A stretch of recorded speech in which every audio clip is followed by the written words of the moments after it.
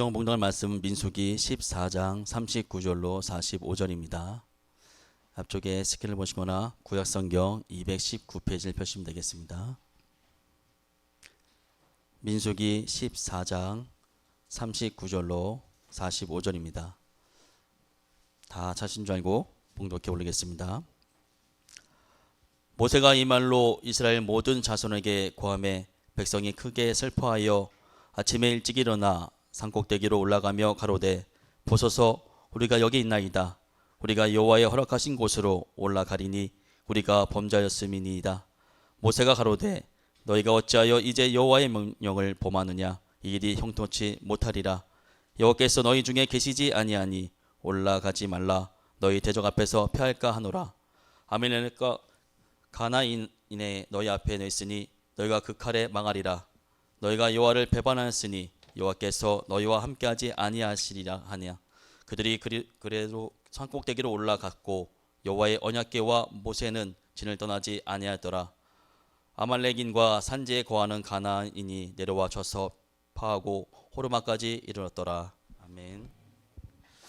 기도하겠습니다. 하나님 감사합니다. 거룩하고 복된 주일 하나님 앞에 감사함으로 나와 예배케 하심을 하나님 감사드립니다.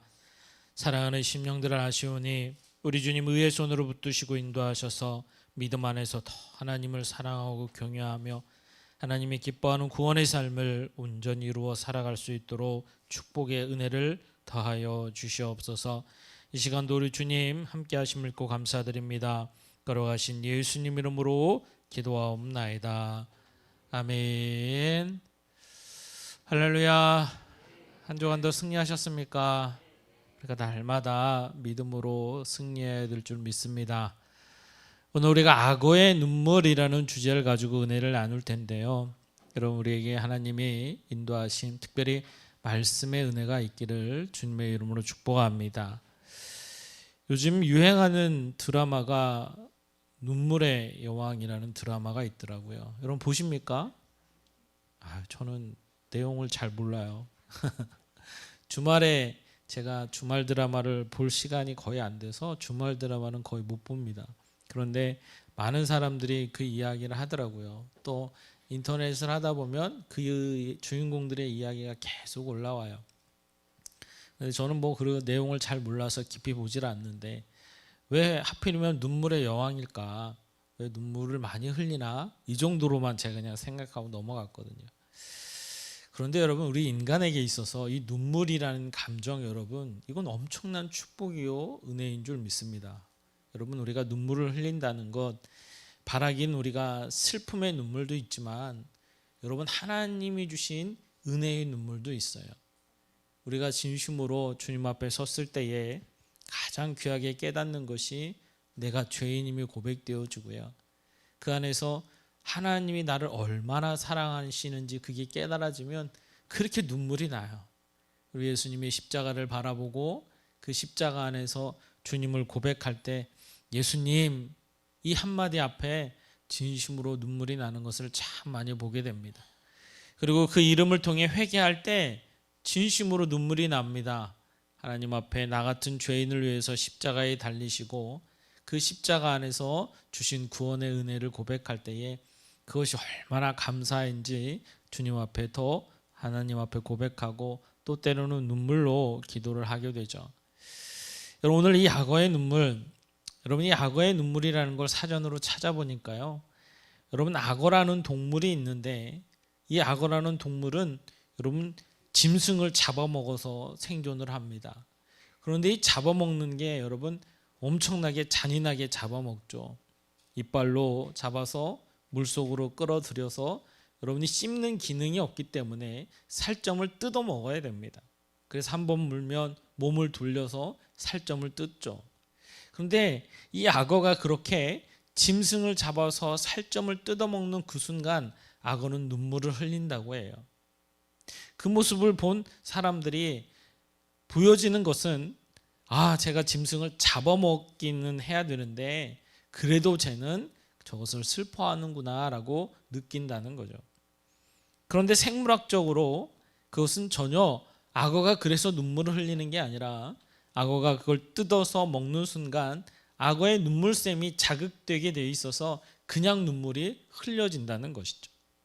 그러니까 짐승을 잡는다고 해서 슬퍼하거나 그러는 게 전혀 아니라는 거죠. 그런데 보여진다는 게 그렇다는 거예요. 이걸 빗대서 때로는 저 사람이 악어의 눈물을 흘리네, 우리가 이렇게 표현하는 것은 위선자의 눈물을 우리가 악어의 눈물이라고 표현을 합니다. 속으로는 전혀 그렇지 않은데 겉으로만 눈물이 나온다는 것, 이 표현, 위선자들의 모습을 우리가 악어의 눈물로 표현하죠. 사랑하는 성도 여러분, 저와 여러분은 악어의 눈물을 흘리는 위선자가 되어서는 안 돼요. 하나님 안에서 우리가 살아가는 모습은 하나님 중심, 그를 통해 하나님이 기뻐하는 믿음의 모습, 그를 통해 더 하나님께 나아갈 수 있는 귀하고 복된 자가 되어줘야 됩니다. 즉, 이 말씀이 내 안의 삶 가운데 기준이 되어주고 말씀이 실제가 되어져서 말씀이 살아 역사하시는 삶이 있어야 돼요. 그리고 만약 내 안에 죄에 부딪힘이 온다면 주저없이 회개하고 결단해서 돌이켜서 그 죄의 자리에 서지 아니하고 말씀을 붙들고 말씀 안에 거하여 하나님이 원하시는 구원의 백성답게 하나님이 기뻐하는 자리에 서야 됨을 말씀하고 계시죠. 하나님 분명히 그것을 우리에게 알려주시고 깨닫게 하시고 십자가를 통해 회개의 은혜까지 주셨는데, 여러분, 우리의 삶을 보게 되면 이 악어의 눈물같이 너무나도 많은 위선적인 신앙의 모습이 드러날 때가 있어요. 바라기는 여러분 진심으로 믿음으로 살아가는 저와 여러분이 되어지기를 주님의 이름으로 축복합니다. 오늘 말씀을 보면 여러분 12정탐꾼의 사건이 여러분 이 말씀의 배경입니다. 여러분, 하나님께서 가나안 땅으로 너희들이 이제 출애굽하라, 약속의 땅을 주겠다. 모세를 통해서 하나님은 그를 들어서 사용해서 하나님이 애굽이 아닌 약속의 땅을 주시겠다 말씀하셨죠. 그래서 그들을 출애굽시킵니다. 여러분, 10가지의 엄청난 재앙을 보여주면서 그들에게 출애굽의 역사를 드러내고 그 순간 하나님이 항상 함께 하심으로 하나님이 말씀하신 약속의 땅으로 그들을 인도하셨죠. 그들이 출애굽에서 이제 홍해를 건너 광야의 시간을 흘러갑니다. 그래서 이제 너희들이 가볼 땅 그것을 한번 보라고 12명의 정탐꾼을 보내고 그들이 와서 보고를 하는데 10명과 2명은 너무나도 다르죠. 똑같은 것을 보았고 똑같은 상황에 있었는데 10명과 2명은 너무나도 달랐어요. 즉 10명의 정탐꾼은 그 안에 보았을 때에 보여지는 것이 하나님의 섭리 안에서 하나님의 시각이 아닌 사람의 시각으로 내 계획과 내 뜻이 그에게 보여지는 거고, 2명의 정탐꾼은 하나님의 시각, 그 말씀이 기준이 돼서 내 시각이 아닌 하나님의 말씀으로 그것이 보여지는 거예요. 특별히 그들에게 보여졌던 것, 거대한 거인, 안악자손과 같은 자들, 그들과 전쟁을 해야 되는데 도저히 우리는 이길 힘이 없다라는 것이 10명이었고, 그 2명은 그래, 우린 힘이 없어, 우린 이길 수 없어, 그런데 하나님이 하시면 될 수 있어, 하나님이 역사하신다고 했잖아. 이것이 여호수아 갈렙의 고백이었어요. 와서 그 정탐꾼이 보고하는 그 내용을 들을 때에 여러분, 모세는 이 여호수아의 갈렙의 고백이 너무 귀했어요. 그런데 백성들은 이 2명의 고백이 아닌 10명의 정탐꾼의 소리를 듣고 그 안에 분노하고 슬퍼하기 시작합니다. 그리고 그 안에 탄식하기 시작하죠. 어찌하여 우리를 이곳까지 인도해서 그 거대한 안악자손에게 죽게 만드냐, 어떻게 이럴 수 있냐고. 그리고 그 군중 심리는 선동하기 시작하고 모세까지 위협하려고 합니다. 하나님이 그 모습을 보고요, 통탄하시는 거예요. 너희는 어찌하여 하나님 주신 그 언약의 말씀을 믿지 못하느냐. 그래서 그들에게 여러분 뭐라고 말씀하세요? 1년을 기준으로 해서 40년, 하루를 1년으로 기준으로 해서 40년을 광야 시간에 돌리는데, 너희들 죽겠다고 했지? 알았어, 너희들 말대로 해줄게. 40년 동안 그 안에 있던 이스라엘 백성을 다 죽이겠다라고 말씀하시는 거예요. 백성들이 깜짝 놀라죠. 하나님이 심판하시겠다고 하니까 깜짝 놀라는 거예요. 더 놀라운 것은 그렇게 고백했던 10명이 여러분 어떻게 됐습니까? 하나님은 40년도 기다리지 않으세요. 여러분 말씀을 볼까요? 오늘 36절 한번 봅시다. 민수기 14장 36절 보면 모세의 보냄을 받고 땅을 정탐하고 돌아와서 그 땅을 악평하여 온 회중이 모세를 원망하게 한 사람, 이 10명이죠. 10명. 이 사람 어떻게 됐어요? 37절에 곧 그 땅에 대하여 악평했던 이들 악평한 자들은 여호와 앞에서 재앙으로 죽었고 라고 말씀하시는 거예요. 악평했던 10명의 사람, 하나님은요, 백성들은 40년 동안 그 안에서 광야 시간에서 죽임을 당할 텐데 이 악평했던 10명의 사람 그 자리에서 재앙으로 바로 죽이셨어요. 이걸 본 백성들이 깜짝 놀랍니다. 그리고 여러분 하나님 앞에 눈물을 흘리기 시작하는 거예요. 하나님 우리 잘못했어요. 하나님 그 10명이 죽어가는 모습을 보면서 하나님 우리 잘못했어요. 우리 올라갈게요. 우리 가나안 땅에 들어갈게요. 그러면서 이제 가겠다는 게 오늘 본문의 말씀인 거예요. 우리가 신앙생활하면서 여러분 우리의 모습도 하나님 기준이 아니라 내 기준이 되어지면 이런 악어의 눈물을 흘릴 때가 있어요. 하나님이 원하시는 건 여러분 항상 말씀의 기준이 되어져서 하나님이 원하시는 믿음의 자리에 서기를 우리에게 원하시는 거예요. 하나님은 약속의 땅에 들어가는 게 최종 목적이 아니라 그것이 하나님이 하셨음을 고백해서 가든지 멈추든지 어느 곳에 있든지 항상 하나님, 그분이 내 삶의 주인 되기를 원하시는 게 하나님의 뜻이었어요. 그런데 백성들은 그게 중요한 게 아니에요. 당장 심판 앞에서 아니면 어떤 엄청난 사건 앞에서 자신들이 그 위기만을 벗어나기를 원하고 그 순간만을 벗어나기 원하는 모습들이 너무나도 많은 거예요. 그래서 당장 10명이 죽어가는 모습을 눈앞에 보니까 이제 우리 올라가겠다고. 하나님이 원하시는 게 이거였죠. 우리 가서 그들과 전쟁하겠다고. 지금 이러고 있는 거예요. 그런데 하나님은요, 그들의 중심을 너무나도 잘 알고 계세요. 그 순간만을 벗어나고 하나님 중심이 아닌 그냥 보여지는 것들의 중심인 그들을 볼 때 하나님은 아니 가지 마.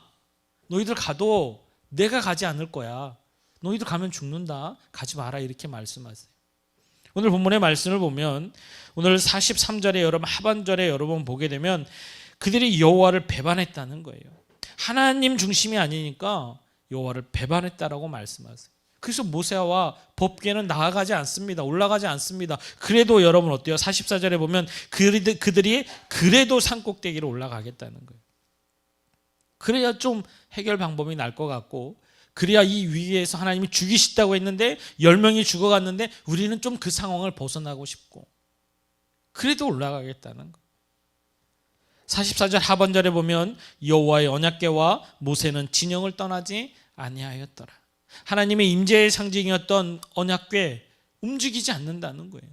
여러분 이스라엘 백성이 광야 땅에서 하나님이 기준을 주실 때 구름 기둥 불 기둥으로 앞서가면서 그들에게 훈련시키고 보여주셨죠. 그것이 멈추면 같이 멈춰야 됩니다. 나아가면 그 길을 따라가야 됩니다. 이게 하나님의 뜻이었어요. 애굽에서의 삶이 아니야. 너희들은 하나님의 백성이고 하나님이 원하시는 삶인 거야. 이것을 계속 훈련하셨죠. 애굽에 있었던 세상을 끊어내는 삶, 세상에 속해요 세상대로 살아가는 삶이 아니라 이제는 하나님의 백성답게 하나님이 이끄시는 삶을 살아라. 이것을 가르쳐 주시고 알게 하셨죠.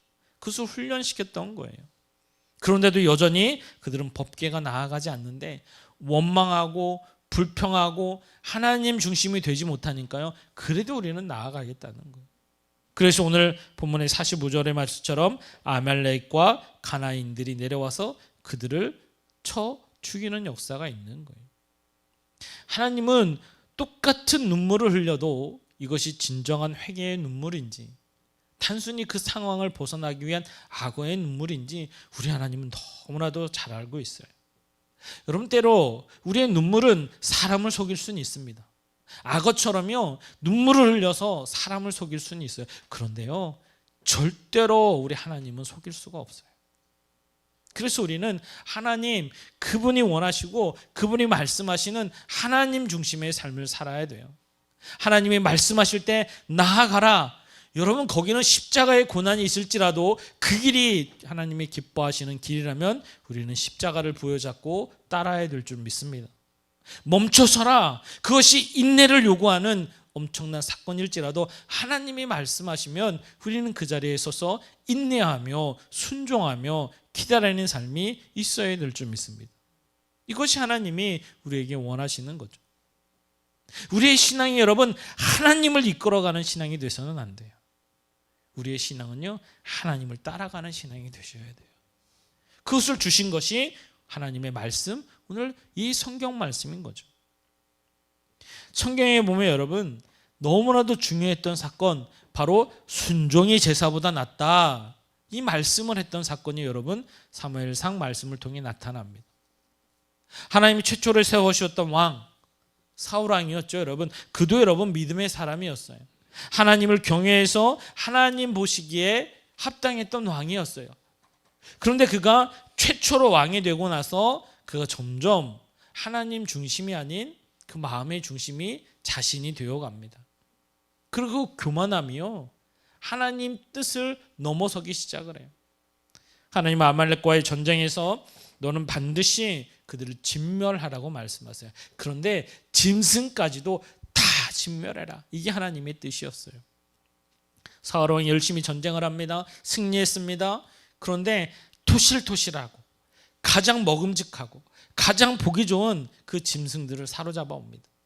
사무엘이 깜짝 놀라서 어찌하여 그런 일들을 이루셨습니까? 여러분 사울은 내가 하나님 앞에 가장 좋은 것으로 아주 내가 전쟁을 해서 이 전쟁의 부산물로 이걸 갖고 왔는데 가장 좋은 짐승으로 하나님께 제사를 드리려고 갖고 왔어요. 이렇게 이야기하고 있는 거예요. 사무엘은 여러분 사무엘상 15장 22절 말씀에 그 소리를 듣고 강력히 이야기하고 있는 거예요. 사무엘이 이르되 여호와께서 번제와 다른 제사를 그의 목소리를 청종하는 것을 좋아하심같이 좋아하시겠나이까? 순종이 제사보다 낫고 듣는 것이 순양의 기름보다 낫습니다. 이 말씀을 그때 주시는 거예요. 사랑하는 성도 여러분, 우리는 여러분 순종함, 이 하나님의 뜻의 순종함이 너무나도 귀하고요. 어떤 순양의 기름보다 말씀의 청종함이 너무 귀한 거예요. 그래서 여러분 말씀을 들어야 믿음이 자라고요. 그 들음으로 하나님 뜻 가운데 서서 우리가 믿음으로 살아갈 수가 있는 거예요. 사랑하는 성도 여러분, 하나님 말씀, 진정한 하나님이 주시는 기뻐하는 믿음의 삶, 그를 통해 때로 우리에게 주신 이 회개의 눈물은 하나님이 기뻐하는 믿음의 눈물인 줄 믿습니다. 그래서 우리가 하나님 앞에 진심으로 믿음 가운데 서야 되는 거예요. 사울에게 여러분 이 사무엘이 순종이 제사보다 낫습니다. 이 말씀을 그에게 선포할 때 여러분 사울이 여러분 대답합니다. 그것이 여러분 15장 사무엘상 15장 24절에 나오죠. 사무엘이 사울에게 이르되 내가 범죄하였나이다. 내가 여호와의 명령과 당신의 말씀을 어긴 것은 내 백성을 두려워하여 그들의 말을 청종하였습니다. 내가 범죄했다고 고백합니다. 여러분 회개하는 것처럼 보여요. 내가 하나님의 말씀을 들어야 되는데 백성의 말씀을 들었습니다. 회개하는 것처럼 보여요. 여러분 그러면 하나님이 다윗처럼 다시 쓰셔야 되잖아요. 그런데 왜 다 사울이 여러분 버림을 받습니까?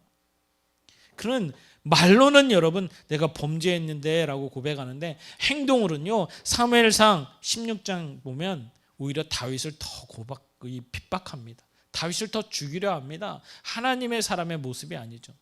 그리고 전쟁에 나가서 뭐예요 여러분? 큰 기념비를 세우는데 내가 했다는 거예요. 내가 했다는 거예요. 그 교만함이 여러분 진정한 회개의 모습으로 변화되지 않았다는 거예요. 여러분 우리 그리스도인들 저와 여러분도 하나님 앞에 회개합니다. 저도요 매일 회개합니다. 그런데 이 회개는요 반드시 하나님이 기뻐하는 믿음의 회개.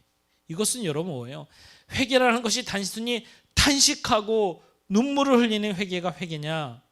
회개는 여러분 내가 결단하고 다시 죄의 자리가 아닌 하나님이 원하시는 말씀의 자리로 돌이키는 거예요. 이게 회개예요 여러분. 그래서 이 믿음은 행함으로 드러나는 거예요. 내 입술의 고백은 반드시 행함으로 드러나게 되는 거예요. 이게 여러분 믿음의 고백이요, 하나님 중심, 말씀 중심의 삶인 거예요. 단순히 보여지는 악어와 눈물과 같은 이 사울과 같은 모습이 아니라 진심으로 하나님 안에서 말씀으로 결단되어져서 내가 돌이키는 믿음의 모습을 하나님은 아신다는 거. 다윗은 어땠습니까, 여러분? 다윗도 여러분 엄청난 죄를 지었어요. 사울 못지 않습니다, 여러분. 우리 아내를 범하고 음란하죠. 사람을 죽입니다. 여러분 전쟁에 나가는데도 나가지도 않았어요. 그런데 여러분 그는 진심으로 회개하기 시작할 때에 시편 51편의 말씀을 보면 하나님이 그에게 회개의 은혜를 주시는데 단순히 저 사람 죽였어요 용서해 줘 이런 개념이 아니라 본질적으로 들어가서 하나님 나는 죄인입니다. 하나님 나는 죄인입니다.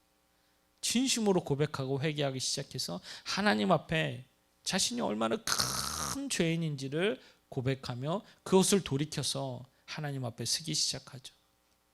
그리고 다윗의 삶은 달라지기 시작합니다. 우리의 신앙 안에서 여러분 이 말씀을 보면 오늘도 이스라엘 백성은 그 심판하시겠다는 말씀 앞에서 우리가 올라가서 싸울게요. 하나님 내가 할게요. 그러나 하나님 뜻과는 멀어요. 하나님 말씀과는 멀어요. 아니 가지마. 지금은 갈 때가 아니야. 멈춰서 그것이 때로 하나님 앞에 온전히 우리가 심판받는 자리일지라도 하나님의 뜻이라면 거기에 섰을 때에 진정한 회개의 은혜가 큰 역사하며 일어나는 거예요. 그래서 말씀을 주시면 여러분 그 말씀 앞에 순종해야 될 줄 믿습니다. 그것이 때로는 고난일지라도요 주저하지 마세요. 여러분 말씀을 주면 여러분 우리는 순종해야 돼요. 나아갈 때 나아가고 멈추라 할 때 멈춰서서 하나님이 기뻐하는 자리에 서면 때로는 더딜 것 같고 때로는 부족할 것 같고 때로는 연약할 것 같고 때로는 고난의 자리일 것 같지만 예수님이 함께 하시면 능히 이기고 감당하며 승리할 줄 믿습니다.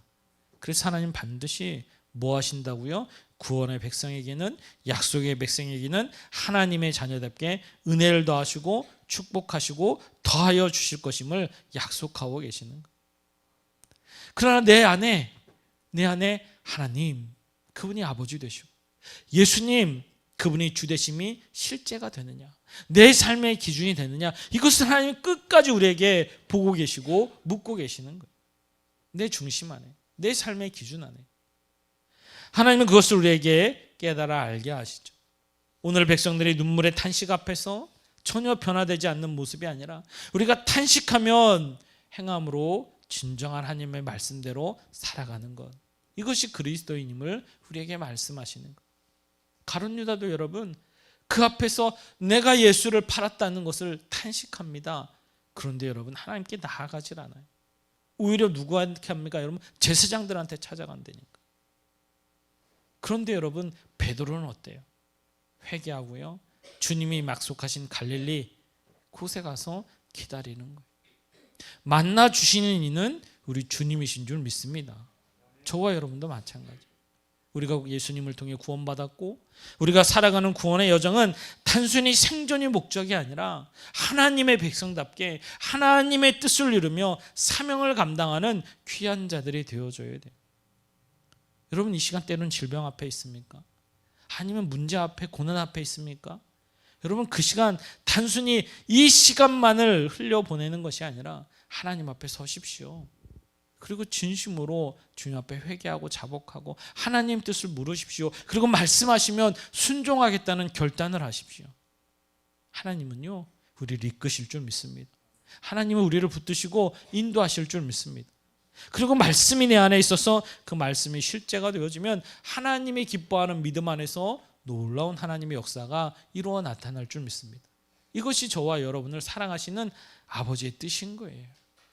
오늘도 이 말씀을 통해서 우리는 여러분 더 하나님이 기뻐하는 믿음의 자리에 서야 될 줄 믿습니다. 여러분 한 주간 신앙생활하면서 여러분 항상 기도의 삶이 있으셔야 돼요.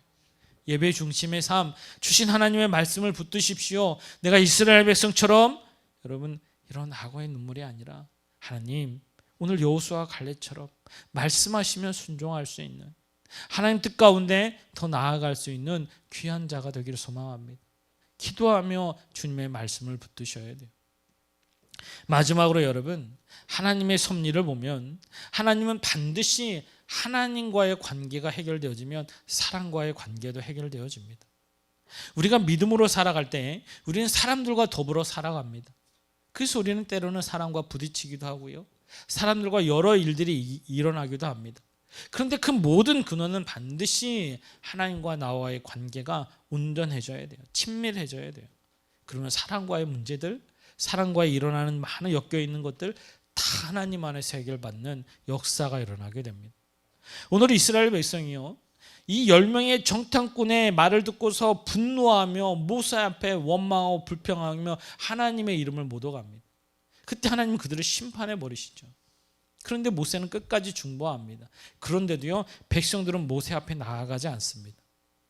절대로 모세 앞에 나가서 그 권위 앞에 도전한 것에 회개하지 않습니다. 마음의 중심이 하나님이 되질 못하니까요, 하나님과의 온전한 관계에 이르지 못하니까요, 온전한 사랑과의 관계에서도 해결되지 않는 거예요. 우리가 진정한 회개의 열매들은 여러분, 진심으로 하나님의 사랑, 이웃사랑이 되어줄 줄 믿습니다. 여러분 마음 안에 미워하는 사람이 있다는 건 여러분 하나님과의 관계가 온전히 회복되지 못한 거예요. 주님의 십자가, 여러분 그분의 십자가 나의 십자가잖아요. 날 위해서 죽으신 예수님의 사랑이 내 안에 있다면 때로는 여러분 가시와 같은 자를 볼지라도 내가 그 십자가를 통해 품고 기도할 수 있는 것이 바로 예수님의 사랑인 줄 믿습니다. 이것이 여러분 우리에게 주신 화평의 직분을 가진 믿음의 사람인 거예요. 이것을 이루는 저와 여러분들이 반드시 되셔야 될 줄 믿습니다. 오늘 말씀을 통해서 한 주간도 여러분 하나님이 기뻐하는 믿음의 자리에 서십시오. 그래서 하나님 앞에 우리가 흘려는 눈물은 은혜의 눈물, 감사의 눈물이 되셔야 돼요.